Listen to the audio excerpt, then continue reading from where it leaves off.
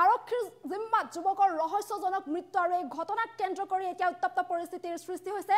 কালি অৰুণাচল আৰক্ষীয়ে আটক কৰি নিছিল অসমৰ এজন যুৱকক আৰু সেই যুৱকজন আৰক্ষীৰ জিম্মাতে ৰহস্যজনকভাৱে মৃত্যুবৰণ কৰা বুলি জানিব পৰা গৈছে, যাৰ পিছত এতিয়া জনতাই উত্তেজিত হৈ প্ৰতিবাদ সাব্যস্ত কৰিছে।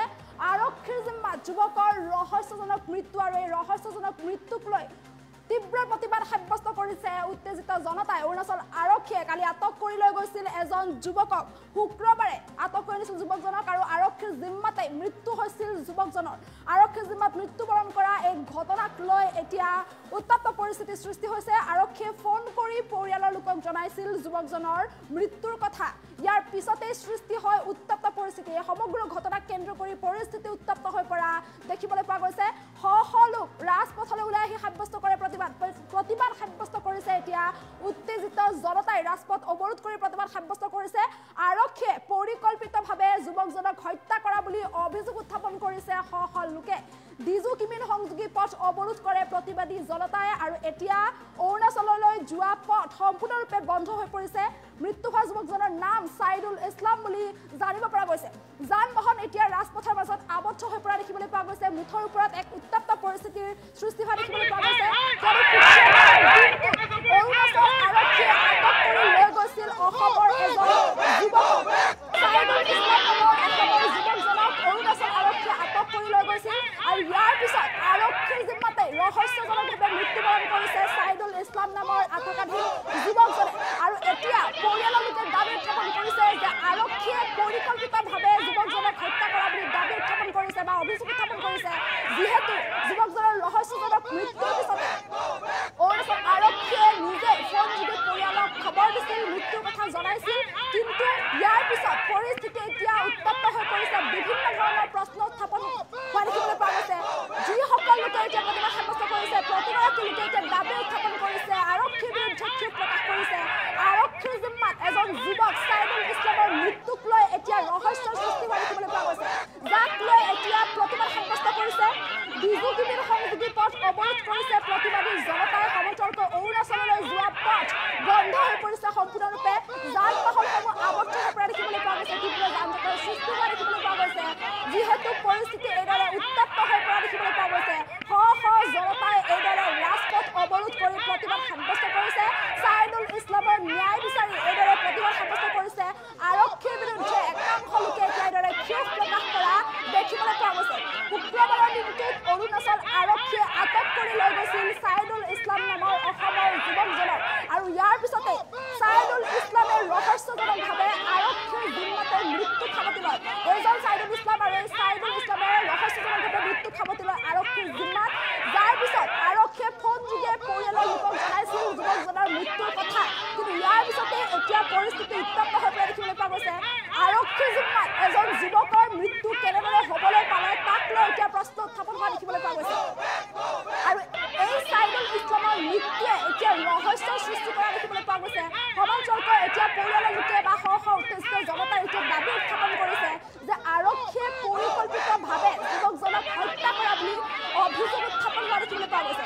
ইয়াৰ পিছতে এতিয়া পৰিস্থিতি উত্তপ্ত হৈ পৰিছে আৰু এই সন্দৰ্ভত আমাৰ সৈতে ফোনযোগে সংযুক্ত হৈ আছে লখিমপুৰৰ পৰা ইনজামুল হক আৰু আমি তেওঁৰ সৈতে সংযুক্ত হ'বলৈ চেষ্টা কৰিম। ইনজামুল, মই পোনে পোনে আপোনাৰ ওচৰলৈ আহিবলৈ চেষ্টা কৰিছোঁ, যিহেতু পৰিস্থিতি এতিয়া উত্তপ্ত হৈ পৰিছে ছাইদুল ইছলামৰ মৃত্যুক লৈ। বৰ্তমান শেহতীয়া ইয়াৰ পৰিস্থিতি কেনেকুৱা সেই সন্দৰ্ভত আপুনি সবিশেষ জনাব। ইনজামুল। হয়, কালি সন্ধিয়া লখিমপুৰৰ ডিজু ছাইদুল ইছলাম নামৰ এজন যুৱকক অৰুণাচল প্ৰদেশৰ কিমিন আৰক্ষীয়ে সামান্য এটা গোচৰত আটক কৰিছিলে আৰু আটক কৰাৰ পিছতে আজি ৰাতিপুৱা তেওঁক পৰিয়ালক অৱগত কৰাই যে তেওঁক ৰহস্যজনকভাৱে তেওঁক লকাবতে মৃত্যু হৈছে বুলি। আৰু এটা কথা উল্লেখ কৰিব লাগিব, ছাইদুল ইছলামৰ পৰিয়ালে কালি কেইবাবাৰো ছাইদুল ইছলামৰ লগত যোগাযোগ কৰিব বিচাৰিছিল, তেওঁৰ কাৰণে খাবলৈ ভাত লৈ গৈছিল। আৰক্ষীয়ে কৈছে ইয়াতে ৰাখি থৈ যাব লাগে বা তেওঁলোকে চাব বিচাৰিছিল ছাইদুল ইছলামক। কোনো ধৰণৰ ছাইদুল ইছলামক লগত কালি তেওঁলোকে কোনো ধৰণৰ যোগাযোগ কৰিব দিয়া হোৱা নাছিল। আৰু আজি ৰাতিপুৱা পৰিয়ালৰ লোকক অৱগত কৰে যে ছাইদুল ইছলামক লকাবৰ ভিতৰতে ৰহস্যজনকভাৱে মৃত্যু হৈছে। এই ঘটনাটো শুনাৰ লগে লগে সমগ্ৰ ডিৰজু অঞ্চলতে এক তীব্ৰ চাঞ্চল্যৰ সৃষ্টি কৰে আৰু বিভিন্ন দল সংগঠনৰ ৰাইজ ওলাই আহি ডিৰজু যি কিমিন ৰামপুৰ তিনিআলিত কিমিন ৰামপুৰ তিনিআলিত ধীৰজু আৰু কিমিন সংযোগী অৰুণাচল প্ৰদেশৰ ৰাজ্যিক ঘাইপথ অৱৰোধ কৰি শ ৰাইজে ৰাষ্ট্ৰীয় ঘাইপথ অৱৰোধ কৰি তীব্ৰ প্ৰতিবাদ সাব্যস্ত কৰি আছে। তেওঁলোকৰ এটাই দাবী উচিত তদন্ত হ'ব লাগে। লকআপৰ ভিতৰত কেনেদৰে এজন যুৱকৰ ৰহস্যজনকভাৱে মৃত্যু ঘটায় তেওঁলোকক উচিত তদন্ত কৰি বিহিত ব্যৱস্থা গ্ৰহণ কৰিব লাগে আৰু ইয়াৰ লগত কোন কোন জড়িত আছে যেহেতু তেওঁলোকে এটা সন্দেহ প্ৰকাশ কৰিছে। কালি কেইজনমান লোকে তেওঁক ইয়াৰ পৰা আটক কৰাই লৈ গৈছিল, আৰক্ষীক সমজাই দিছিল। তেওঁলোকৰ ওপৰতো তদন্ত কৰিব লাগে আৰু তদন্ত মানে কোনো ধৰণৰ প্ৰশাসনে আশ্বাস নিদিয়ালৈকে কিমিন ৰাজ্য মানে অসম অৰুণাচল সংযোগী ৰাজ্যিক ঘাইপথ অৱৰোধ কৰি তীব্ৰ প্ৰতিবাদ অব্যাহত থাকিব বুলি প্ৰতিবাদকাৰীসকলে আমাক জানিব দিছে। হয় ইনজামুল, মই আপোনাৰ পৰা জানিব বিচাৰিছো যিহেতু আৰক্ষীয়ে জিম্মাত লৈছিল আৰু আৰক্ষীৰ জিম্মাতে এইদৰে ৰহস্যজনকভাৱে মৃত্যুবৰণ কৰিছে ছাইদুল ইছলাম নামৰ যুৱকজনে, তেনেস্থলত এতিয়া বিভিন্ন প্ৰশ্ন উত্থাপন হোৱা দেখিবলৈ পোৱা গৈছে আৰক্ষীৰ বিৰুদ্ধে। এই সন্দৰ্ভত আৰক্ষীয়ে কিবা মন্তব্য কৰিছে নেকি? এই সম্ভৱ আৰক্ষীয়ে অৰুণাচল আৰক্ষীৰ জিম্মাত যিহেতু সমগ্ৰ ঘটনাটো সংঘটিত হৈছে, অৰুণাচল আৰক্ষীয়ে এতিয়ালৈকে তেওঁলোকক কোনো ধৰণৰ তেওঁলোকে মুখ খুলিব বিচৰা নাই। তেওঁলোকে কৈছে কিবা ৰহস্যজনক মৃত্যু বুলিয়ে কৈ আছে, কিন্তু পৰিয়ালৰ লোকে তেওঁলোকে কোনো পৰ্যায় মানি ল'ব পৰা নাই। পৰিকল্পিত হত্যাকাণ্ড বুলি তেওঁলোকে দাবী উত্থাপন কৰি আছে। ইয়াৰ পিছত এই সমগ্ৰ ঘটনাৰ পিছত যিহেতু পৰিস্থিতি এতিয়া উত্তপ্ত হৈ পৰিছে, ইয়াৰ পিছত এতিয়া আৰক্ষীয়ে কি ব্যৱস্থা গ্ৰহণ কৰিব এই সন্দৰ্ভত বা উচ্চপদস্থ বিষয়াই এই সন্দৰ্ভত কিবা মন্তব্য কৰিছে নেকি যে ইয়াৰ তদন্ত হ'ব নে নহ'ব? এতিয়ালৈকে প্ৰতিবাদস্থলীত কোনো ধৰণৰ উচ্চপদস্থ আৰক্ষী বিষয়া আহি উপস্থিত হোৱা নাই।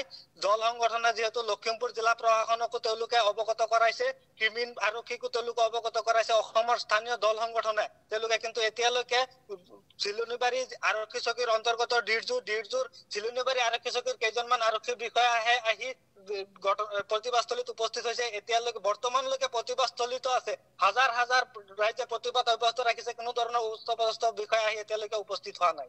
হয় জামামুল, আপোনাক ধন্যবাদ জনাইছো। আৰু এই ভয়ংকৰ ঘটনাক কেন্দ্ৰ কৰি এতিয়া এইদৰে এক উত্তপ্ত পৰিস্থিতিৰ সৃষ্টি হোৱা দেখিবলৈ পোৱা গৈছে, যিহেতু অৱৰোধ কৰি জনতাই এইদৰে প্ৰতিবাদ সাব্যস্ত কৰা দেখিবলৈ পোৱা গৈছে। ছাইদুল ইছলাম নামৰ এজন যুৱকৰ অৰুণাচল আৰক্ষীৰ জিম্মাতে যিহেতু ৰহস্যজনকভাৱে মৃত্যু হৈছে আৰু এই ৰহস্যজনকভাৱে হোৱা মৃত্যুক কেন্দ্ৰ কৰি পৰিস্থিতি এইদৰে উত্তপ্ত হৈ পৰা দেখিবলৈ পোৱা গৈছে। আৰু ইফালে এইসকল জনতাই ক্ষোভ প্ৰকাশ কৰিছে, দাবী উত্থাপন কৰিছে, আৰক্ষীয়ে পৰিকল্পিতভাৱে হত্যা কৰা বুলি অভিযোগ উত্থাপন কৰিছে। আনকি যেতিয়ালৈ ইয়াৰ উচিত তদন্ত নহয় বা ন্যায় নাপায় তেতিয়ালৈ এইদৰে প্ৰতিবাদ সাব্যস্ত থাকিব বুলি যিটো দাবী উত্থাপন কৰা দেখিবলৈ পোৱা গৈছে। আৰু এতিয়া ইয়াকে লৈ ৰাস্তাত অৱৰোধ কৰি দিয়া হৈছে, যান বাহন আবদ্ধ হৈ পৰিছে, অৰুণাচললৈ যোৱা পথ বন্ধ হৈ পৰিছে। ৰাস্তাত অৱৰোধ কৰি দিয়াৰ ফলতে এতিয়া বাহনসমূহ আবদ্ধ হৈ পৰিছে, আবদ্ধ হৈ পৰিছে, যাবলৈ পৰা নাই। মুঠৰ ওপৰত এতিয়া সদস্যবোৰক ঘটনাক কেন্দ্ৰ কৰি এক উত্তপ্ত পৰিস্থিতিৰ সৃষ্টি হোৱা দেখিবলৈ পোৱা গৈছে।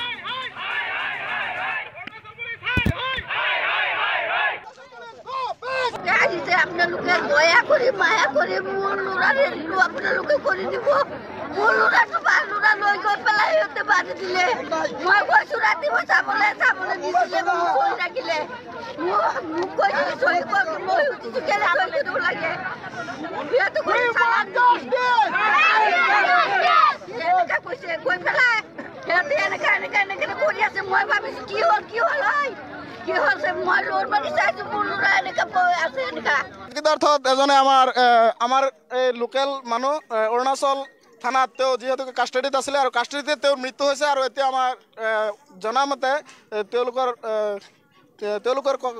কথা কোৱা অনুসৰি আমি গম পাইছোঁ যে মানুহজন বোলে কাষ্টডিৰ ভিতৰতে। এইটো আমি কোনো পধ্যে মানি ল'ব নোৱাৰোঁ, যিহেতু এজন মানুহ কাষ্টডিত থকাৰ সময়ত তেওঁ ইমান দেহৰক্ষী থকাৰ পুলিচ কনষ্টেবল থকাৰ উপৰিও আমাৰ সাব ইন্সপেক্টৰ থাকে, তথাপি মানুহ এজন এই কাষ্টডিৰ ভিতৰত কেনেকৈ কৰিলে এই তদন্তটো আমাক লাগে অতি শীঘ্ৰে। আৰু এই যিজন মানুহ মৃত্যুবৰণ কৰিলে সেই মানুহৰ পৰিয়ালটোৱে ন্যায় পাব লাগে, এইটোকে আমি বিচাৰোঁ। কি গোচৰত তেওঁক মানে এটা সাধাৰণ গোচৰ আমি শুনামতে যিহেতুকে এটা কিবা গাড়ীৰ বেটাৰী এটা চুৰি কৰিছে বুলি, গাড়ীৰ বেটাৰীৰ কিবা এটা হেৰি হৈছিলে বোলে লেনদেন, এইটো জনামতে এই গাড়ীৰ বেটাৰীৰ সৰু এটা মেটাৰ লৈ মানুহজনক কেনেকৈ হত্যা কৰিলে এইটোতো আমি কওঁ যে প্লেনিঙৰ থ্ৰু মানুহজনক মাৰিছে। নহ'লে এজন মানুহ কাষ্টডিত কেনেদৰে কৰিব পাৰে সেই কথাটো আমাৰ উচিত তদন্ত লাগে। আৰু অৰুণাচল পুলিচে আমাৰ মতে অৰুণাচল পুলিচে তেওঁলোকৰ গুণ্ডাগিৰি দেখুৱাইছে, জনসাধাৰণৰ ওপৰত তেওঁলোকে নিজৰ পাৱাৰ দেখুৱাই এজন মানুহক মৃত্যু পৰ্যন্ত ঠেলি লৈ গৈছে। আজি আচৰিত কথা চাব গ'লে চাওক ইয়াৰ পৰা এজন মানুহে জনামতে যিজন ল'ৰাৰ মৃত্যু ইতিমধ্যে হৈছে এই মৃত্যু হোৱা ল'ৰাৰ পৰিয়ালবৰ্গই কোৱা মতে আজি ইয়াৰ পৰা ৰামপুৰৰ পৰা তেওঁলোকে আহি ল'ৰাজনক যেতিয়া কিডনেপিং কৰিব গ'লে আচলতে কিডনেপিঙৰ লিখিয়া মানুহজনে উঠাই নি আচ্ছা নিচে নি পুলিচ প্ৰশাসনত থানাত যেতিয়া ৰাখিছে থানাত থকাৰ পিছতো সেই ল'ৰাজনৰ ৰাতিপুৱা মৃত্যু বুলি ঘোষণা কৰিছে ইয়াত এইটো আচৰিত কথা হৈ গৈছে পুলিচ কাষ্টাডিৰ ভিতৰত কেনেকুৱা এজন মানুহৰ মৃত্যু হৈ যাব পাৰে য'ত আমি ৰাইজে আমি কিবা এটা আশ্ৰয় ল'বলগীয়া হয় যিটো প্ৰশাসনত পুলিচ প্ৰশাসনৰ জৰিয়তে আমাৰ কিবা অসুবিধা হ'লে আশ্ৰয় ল'বলগীয়া হয় কিবা ভয়ৰ কাৰণ হ'লে আশ্ৰয় ল'বলগীয়া হয় পুলিচ প্ৰশাসনৰ ওচৰত আৰু তেখেতত যদি আমি গৈ নিজৰ প্ৰাণটো সুৰক্ষিত নাথাকে তাতকৈ ডাঙৰ আৰু বিষয় হ'ব পাৰে নেকি আমি জনামতে ল'ৰাটোৰ কিবা কাম কৰি আছিলে তেওঁলোকৰ বেটাৰীৰ কিবা এটা হেৰি হৈছিলে পইচা নিদিয়াৰ কাৰণে কিবা বেটাৰী এখন লৈ আহিছিলে আৰু সেইটোৰ কাৰণে তেওঁ আজি এই ঘটনাটোত মৃত্যুবৰণ কৰিবলৈ গৈছে আমাৰ আমি যি হিচাপত চাইছোঁ আৰু পৰিয়ালবৰ্গ কোৱা মতে এইটো এটা প্ৰি প্লেনিং হৈছে আৰু ইয়াৰ পৰা যেতিয়া উঠাই লৈছে কিডনেপিং কৰাৰ লিখা হৈছে কিডনেপিং কৰি নিছে আৰু থানাৰ ভিতৰত ৰাতিপুৱা যেতিয়া থানাত মৃত্যু হৈছে তেন্তে আমি এইটো অনুমান হৈছে আমাৰ ইয়াতে এটা ষড়যন্ত্ৰ কৰি ঘটনাটো সংঘটিত হ'ব পাৰিছে